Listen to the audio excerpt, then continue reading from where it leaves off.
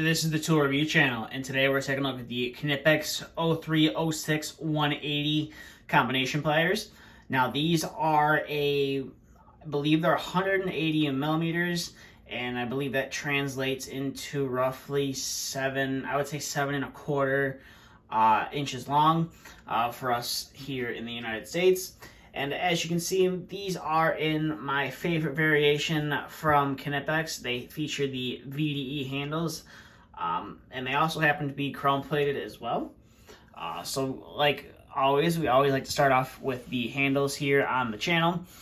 So you could see right here, you have your model number right there, and then you have the VDE logo, the double triangle, 1000-volt rating, and you have made in Germany. Typically, if a country is proud of the products they produce, like Germany, Japan, the United States, it's going to be pretty much plastered all over the tool to show, hey, this is where this tool came from, and this is the kind of quality that this tool has. And then you also have a number right here. This is the number 19. Now that is to identify when the tool was produced. Depending on the VDE tools that you have, the number can range.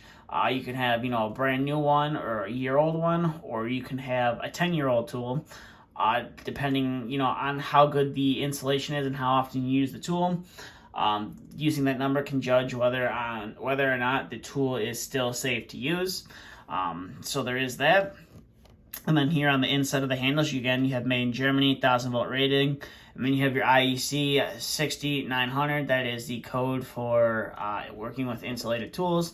And then you got some more VDE GS logo in the Knipex and some more stuff on the inside right there as well. And then on the outside, you have your pretty much your standard VDE colored handles. You got your Knipex logo, the double triangle, and your 1000-volt rating there at the top. And then, like most Knipex pliers, you can see that there is the barcode right there as well. And on the back side of this plier is pretty plain, nothing really to write home about. You can kind of see the back side of the rivet right there as well. And you get a look at that cutting edge. You got the bolt gripper or the bolt biters right there, and then you got your teeth right there on the front. Now the one thing I'm not the fan of with most of the European pliers, or most combination pliers I should say, is the teeth are all parallel. I prefer when the teeth are cross-hatched. I feel you just get a little bit better of a bite when you're gripping down on something, or you're trying to twist wire. I feel like you lose grip a lot more with just all the teeth parallel going one direction. That's just my opinion. And then we'll flip on over to this side, and you can see you got the Knipex and you got your 03180 and Germany right there as well. Now these are chrome plated. I'm not sure if you can get these in I think it's the polish finish from Knipex with the VDE handles. I believe it's only comes with the chrome plated, but I could be wrong. But as you can see, the chrome plating on there is super nice. And there is a little bit of rust that comes through from the oil that's seeping out of that joint. And like most Knipex pliers, they are fairly loose. That's how they come out of the box. You don't really have to break them in like some other pliers out there. Like the Kleins, I would say the Kleins are probably the worst when it comes to being loose right out of the box. They generally require a breaking in period. I would say 99% of the Knipex pliers that I own are all loose. I know I own a pair of the 10-inch diagonal cutters that I reviewed here on the channel, and a new pair of Lyman pliers that are a little bit on the stiffer side and need a little more oil to break them in. But most pliers, they just pop right open, which is nice. And the chrome plating does look fairly nice as well.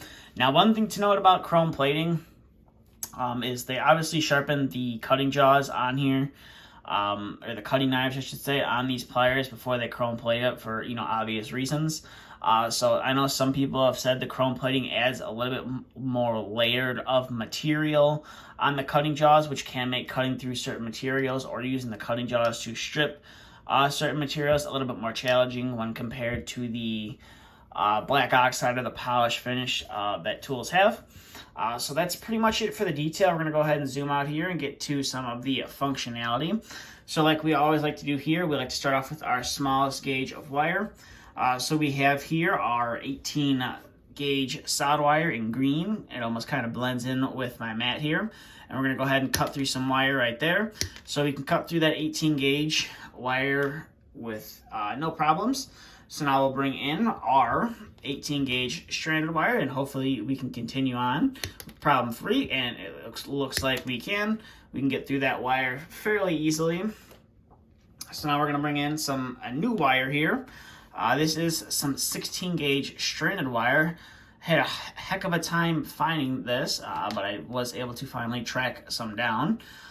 So we'll go ahead and cut through this, and just like the two 18 gauge wires beforehand, you're able to cut through it super easy. So we'll go ahead and set that off to the side, and we will bring in our next wire, which is some 14 gauge stranded wire. We'll go ahead and give this a nice cut, and we are able to do that. And you can hear there is a little bit of a snapping sound when you do cut through that, but we are able to get through that with fairly easily. So we'll set that off to the side and bring in some 14 gauge solid wire. So we'll go ahead and cut through that. And the solid wire does produce, I would say, it produces a little bit louder of a snapping sound than when you cut through the stranded wire. But that's to be expected because it's solid, not a bunch of strands. But as you can see, we were able to get through that wire without any problems. So now we're going to bring in our 12 gauge stranded wire, and we'll go ahead and cut through that fairly easily. You do have to use a little bit of pressure to get through it, but they are able to get through that wire.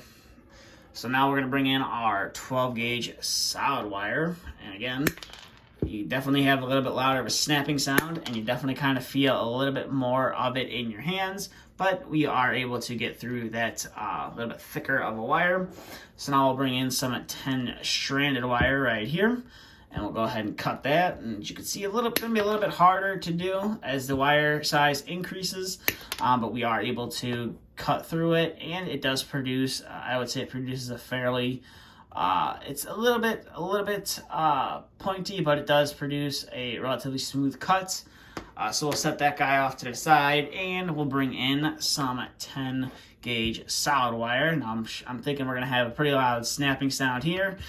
And as you can see right there, we do see and hear, we do have a nice snapping sound, but they are able to get through that 10 solid without any problems. Now, one thing I always like to test with pliers is cutting through some 18.5 thermostat wire. So it's 5 18 gauge wires, plus there's a piece of insulation that runs through the center of this wire.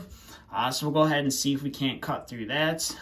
The insulation, the main reason I like to cut through 18.5 thermostat wires is I know it's most likely going to go through the 18 gauge wires, but it's that little piece of insulation that if the cutting edges aren't sharp enough, you're not going to be able to cut through.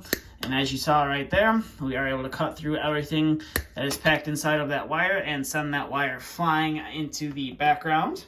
So now we're going to step it up a little bit, and we're going to bring in some 14.2 Romex. Probably not the most ideal pair of pliers to be cutting up Romex with, but might as well give it a shot, see if they can and or can't cut through it. So we'll go ahead and put in the cutting jaws right there. A little bit bigger of a piece, and we'll go ahead and cut through that, and they are indeed able to cut through that. So now we'll set that off to the side and bring in our next contestant, which is some 12.2 with ground Romex wire. I feel like we're going to struggle a little bit with this to do it one-handed, but I do have faith that I will be able to get through it one-handed. It's going to take a little bit of pressure to do. As you can see, there's definitely a loud snapping sound there, and we are able to get through that. Definitely don't recommend you go and try to use these if you're working with Romex all day, because your hands are probably going to feel it after a couple hours of cutting through that. So we'll put that off to the side. And we'll bring in our second to last wire, which is going to be some 8 gauge stranded wire, and see if we can't cut through this. Now, the jaws, the insulation on this wire is a little bit slippery. And then when you combine it with the chrome plated, it just kind of makes it a little bit of a nightmare to try and keep towards the rivet, but you are able to do it. And we are able to cut through that wire right there. A little bit sharp of an edge on that thicker gauge wire. We'll go ahead and cut through that one more time, and we are indeed able to do that. So we'll set that guy off to the side, and we'll bring in our final gauge wire, which is going to be some 6 gauge stranded wire. So this should be fun, as you can see right there. That wire just likes to move around in there, but see if I can't keep it down close to that rivet, and see if it's definitely going to struggle with this one. We are able to get through that. Definitely not the cleanest of cuts, I would say. As you can see right there, it's just pinching the wire, but it didn't able to get through that. I like the like I said, with the 12 gauge Romex wire, if you're working with 6 gauge wire and you're using these all day, you're probably not going to be having the best of time. So go ahead and clean all this wire up from the background here. So overall, I would have to say that these are a fairly decent pair of pliers from Knipex. Like most of their pliers, they are fairly nice. And especially them being the VDE handles, I feel that these handles are a lot more comfortable than the comfort grip handles. I just feel like these have a little bit more cushion to them, and just to me, they're a little bit more comfortable in my hands.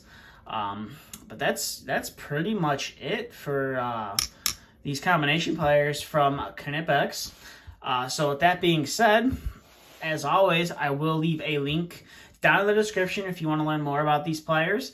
It'll take you right on over to Knipex's website, and you can do all the research you want on these as well. And if you are looking to purchase these pliers, I will leave a couple links to some reputable Knipex dealers in the description below, one being KC Tool and the other being Chad Toolbox, where you can go ahead and pick yourself up a pair of these if you want. It'll obviously be for the VDE version. If you're looking for the standard version, you'll just have to peruse around the site and see if you can't get the standard version as well.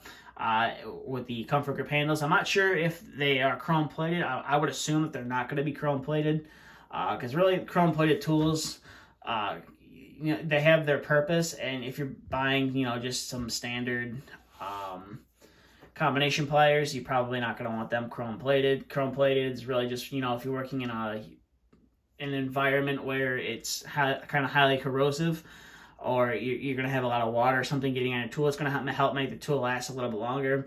And especially with it being an insulated tool, it's not, the cheapest tool in the world. These definitely run a little bit higher than just your standard comfort grip version of the tool. But that's pretty much it for this video. So I just want to say thanks for watching, and stay tuned for the next review to be uploaded.